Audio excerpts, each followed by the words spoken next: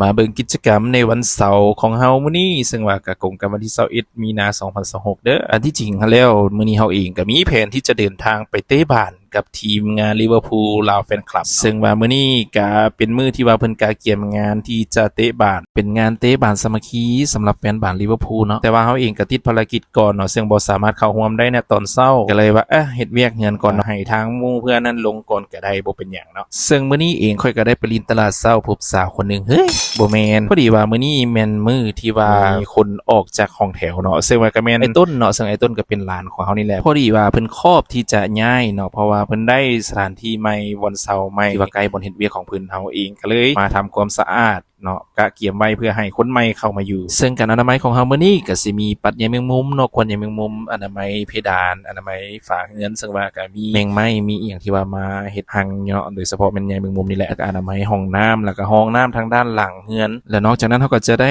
มีการปูผาสาดเนาะเป็นผาสาดอย่างแทนตัวเก่าเนื่องจากว่าตัวเก่าน่ะก็มันกรอบมันแห้งแล้วก็มันโดกแล้วเนาะเฮาก็เลยจะต้องได้ปูผ้าใหม่ใส่ให้แทนตัวเก่าซึ่งว่ามื้อนี้เฮาก็เฮ็ดผู้เดียวเด้อเนาะเนื่องจากว่าเป็นตอนเช้าแน่แล้วก็เฮาก็เกียมที่ว่าจะไปเตะบ้านนี่ก็เลยว่าหิมอนามัยไว้ก่อนที่ว่าจะออกไปเตะบ้านกับหมู่เพื่อนในมื้อนี้เนาะเพราะว่าอาจจะใช้เวลาโดนพอสมควรในการเตะบ้านในมื้อนี้หลังจากที่เฮาปูผาสาดแล้วเฮาก็ได้ทำการเมียนมัดเนาะอนามัยเหงื่อที่ว่าเฮาได้กวดออกมาเนาะแล้วก็ผ้ายางที่ว่ามันโดกมันขาดนั่นน่ะออกมาทิ่มหลังจากแล้วเวียกเฮือนแล้วเฮาก็มาฮอดสถานที่ก็คือเดินเตะบ้านอินทาวน์เนาะอยู่ทางหนองพญาพี่เด้อเนาะซึ่งนี่ก็เป็นกิจกรรมหนึ่งของทางแฟนคลับลิเวอร์พูลที่ว่าได้จัดขึ้นมาเป็นปีที่5กันแล้วหรือว่าเรียกว่าเป็นงานลิเวอร์พูลลาวบิ๊กมีตติ้งครั้งที่5นั่นเองซึ่งในปีนี้มีทีมเข้าแข่งขันจำนวน6ทีมด้วยกันแบ่งออกเป็น2สาย A และสาย B ซึ่งภายในงานมันก็จะมีการไลฟ์สดผ่านเพจของลิเวอร์พูลลาวแฟนคลับเด้อและที่พวกเจ้าเห็นอยู่นี้ก็คือค่อยกำลังนอนพักผ่อนเนาะภายหลังที่ว่ากินข้าวสวยแล้ว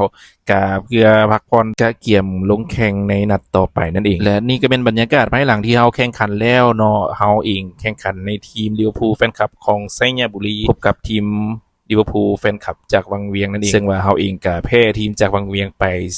4-2ก็เลยตกรอบไปเนาะ และนี่ก็เป็นบรรยากาศซ้ำท้ายก่อนที่ว่าเฮาจะออกเมื่อเนาะก็มาเบิ่งบรรยากาศของคู่ซิงอันดับที่1ก็สิแม่นลิเวอร์พูลแฟนคลับจากวังเวียงพบกับลิเวอร์พูลแฟนคลับแดงน้อยนั่นเองก็ถือว่าปีนี้สมศักดิ์ศรีเลยเนาะลิเวอร์พูลแฟนคลับจากวังเวียงสามารถเข้ารอบซิงได้พบกับทีมลิเวอร์พูลแฟนคลับแดงน้อยก็ถือว่าสมศักดิ์ศรีเด้อเนาะทุกคนเพราะว่า2ทีมนี้ก็อยู่ในกลุ่มเดียวกันเคยเจอกันมาก่อนก็เสมอ1-1ฉะนั้นมื้อนี้ก็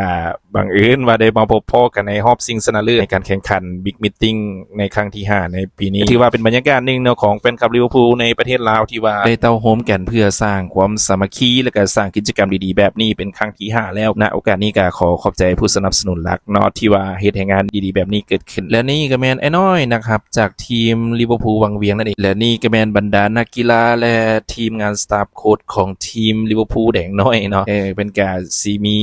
คิงทีมคู่ต่อสู้เนี่ยน้อยนึง และทั้งหมดทั้งมวลนี่ก็แม่นบรรยากาศของการมาเตะบานสามัคคีของทีมแฟนคลับลิเวอร์พูลในปีนี้และข้อยเองก็ถือว่าเป็นกิจกรรมของเฮาในวันเสาร์ที่21มีนาคม2026ในมื้อนี้เนาะข้อยก็เกียมกลับบ้านก่อนเด้อสำหรับคลิปนี้ลาไปก่อนเจอกันใหม่ในคลิปต่อไปทุกคนขอบใจที่ติดตามแล้วก็เบิ่งคลิปนี้จนจบเด้อขอบใจที่ซัพพอร์ตบ๊ายบายแล้วเจอกันใหม่